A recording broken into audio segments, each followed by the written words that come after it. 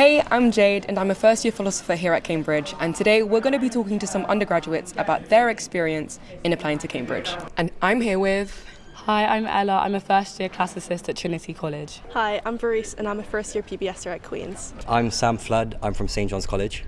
And I'm a first year historian. Hi, I'm Darren. I'm a first year economist at Fitz. My name's Perpetual. I'm a second year medical student at Girton College. So I'm Rohan. I study land economy and I study at a college called St Edmunds College. Land economy is basically a bit of economics, a bit of law, a bit of real estate. It's a little bit of everything. Amazing. And where exactly did you come from? Because a lot of people who applied to Cambridge, some of them think that mostly they come from London, not many come from North London. So tell us a bit about how that application process was like. Yeah, sure. So I'm not from London myself, from the West Midlands, Warwick to be specific. And I grew up on a council estate. It's quite a deprived area, not normally the typical sort of what you'd think about when it comes to Cambridge. So I'm from Essex in a borough called Thurrock, and I went to a state school from year 7 to year 13. So I'm currently living in London, but I'm originally from the US. I'm actually from South Africa. I moved here to the UK when I was 16 and I currently live in Wales. I'm from North London in a borough called Enfield. It's quite a large borough and it's very multicultural, so I love living there. And I went to a state school for secondary school and also sixth form. And I think it was a great experience, and coming here has been a bit of a culture shock, but everyone has been lovely. It's just, at first, it's a bit jarring to get used to, but once you're kind of used to everything, it's a great environment to be in. So can you tell us a bit more about your application to Cambridge and what one piece of advice you'd want to give to those who are thinking of applying here? I would say my biggest tip is to definitely start early. I think the biggest mistake I made was wait to maybe like the last possible minute to start my personal statement, and that was a really, really stressful period of time because you really want to make sure it's perfect and you want to get that first draft, that second draft kind of read by teachers, parents or whoever. So if you start early, maybe at the start of summer, thinking about things you want to mention, even in year 12, if you're not sure what you want to apply for, if you know you've read an interesting book or you've attended an interesting taster session, kind of take notes or make a mental note of what you found interesting, because it makes writing your personal statement a lot easier. And then there's obviously other steps, so written work and interview prep. So the earlier you start, the less stressful it will be and the more organised you will be. So that's definitely my biggest tip. I think when it comes to the application, practice. Having people to speak to, getting some advice from maybe older people or people who you know are doing a similar course to you. I think that's really important. Everyone has some gems that they can share, and you can all like work together to get where you want to be. And I think that's a really beautiful part. I would say that the most important thing is to be genuine, because interviews are really smart and they can tell if you're faking interest in your subject, and it's just so much easier as well when you're interested in something to spend lots and lots of time doing it, which is what is going to happen at Cambridge. You develop almost like a relationship with your subject, and if it's not something that you're excited about to work with and work on every day, it's not going to be something that you enjoy doing. And I think especially the more reading you do on it, the more you'll realise if this is for you, and if there's something that you want to do. But you have to be passionate and you have to be willing to put in those hours for, especially for history, the amount of books you have to read, you have to be excited about it. I think really kind of understand the work life at Cambridge. It's not as hard as people seem sometimes, but it's also not as easy as some people think. First year is a very interesting process. I think there's some times where you're really behind on things and sometimes you're surprisingly ahead.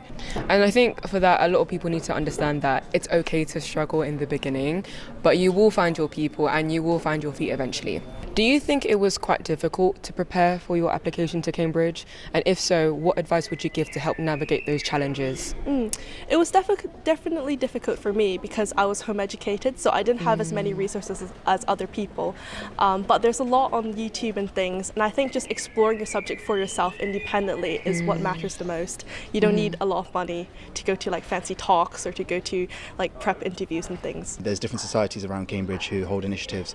So for instance, the Tamil Soc, the African and Caribbean Society also do so as well. And also there's outreach programs that Cambridge have, depending on what region of the country you're from as well. So initially, very controversial, I wanted to apply to Oxford. So So I applied for a Selwyn summer school experience, and I had to apply to that and write a bit of an essay for that.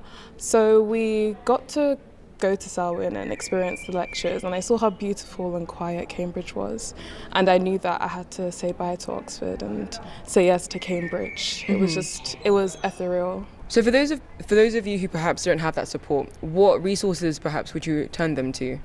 The website on Cambridge, or contact the administration team. They're so helpful, so friendly, like genuinely.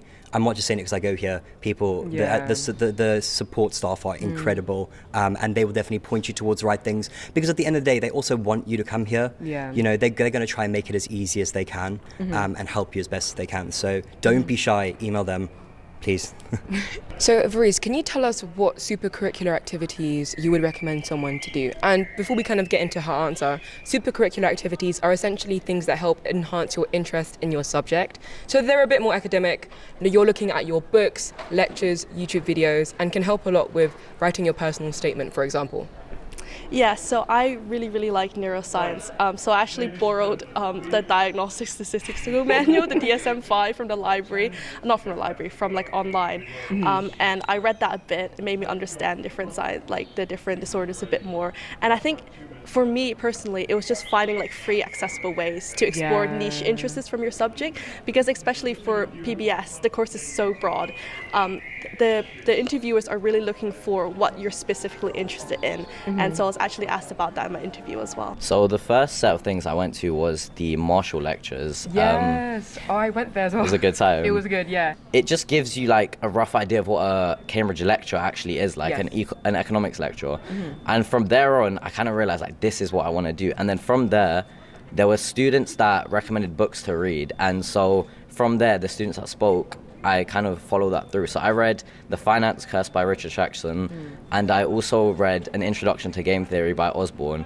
And I think those two things kind of covered my bases very well, because whether people know it or not, economics is quite maths based here especially, so there should be some essence of that in your personal statement, and that's why the books kind of helped me out. I listened to a lot of podcasts. I had quite a long journey to school, so I would just stick a podcast on, and that was kind of easier. You're still getting kind of the same commentary and the same information that you would get from a book, but it's just an easier format to kind of like get through as many as possible. I also would recommend attending taster lectures. I know in London, because there's many London unis, lots of London unis offer enrichment activities, so I went to a couple of those as well. Definitely reading books as well, but books can be a bit more difficult to kind of like get through as many as possible. You don't always have to mention a book. For example, I didn't mention a book in my personal statement. Interesting. I talked about a play, I talked about a lecture I went to, and I talked about a podcast. So don't feel like you need to get through like dense chunks of text to get in. Just as long as you're doing something that shows like a deeper interest, it's fine. My personal statement was on South Africa and Russia. So I read We the South African Bolsheviks, which was a journal article. I read Crime and Punishment. I read One Day in the Life of Ivan Denisovich. So I read, everything about South Africa and Russia and what could be possibly put together. But I also read Prisoners of Geography, which was a bit different just for that kind of geographical kind of input on the topic. But I thought it was kind of apt for the time period as well. So so that's kind of why I did supercurricular wise. So firstly, I read some books. My sixth form really encouraged us to read books. These books included When Breath Becomes Air and The Emperor of All Maladies, because I was really interested in cancer research. And to further my interest, I decided to read some academic journals such as Nature or the BMJ, and that was really interesting. So supercurriculars, they help further your academic interest in a subject. So with medicine, you can do that. You can do it in any way or shape or form, but mine was primarily focused on research and trying to understand that research and contribute towards my personal statement. I also did some work experience in volunteering, which is counted as a supercurricular, but is also something that's quite relevant to your application process. So why exactly did you end up choosing classics? What motivated you to do that, especially here at Cambridge? So I studied classics at GCSE and A level, but I never had the opportunity to study Latin going to a state school.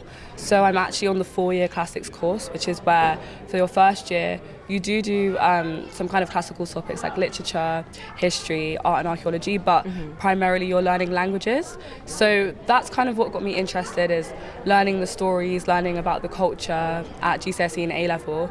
But we're very lucky that here they offer the preliminary course, so that it gives people from like a wider background the opportunity to study classics, which maybe has a reputation of being quite like, you know, an elitist subject, which is definitely not the case here.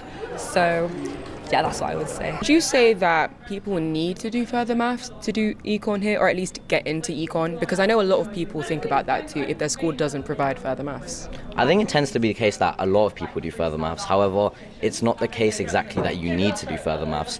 The content taught here has aspects of further maths, but to get in, especially the TMUA, you only need the A-level maths content. And further maths doesn't actually play too big of a part here.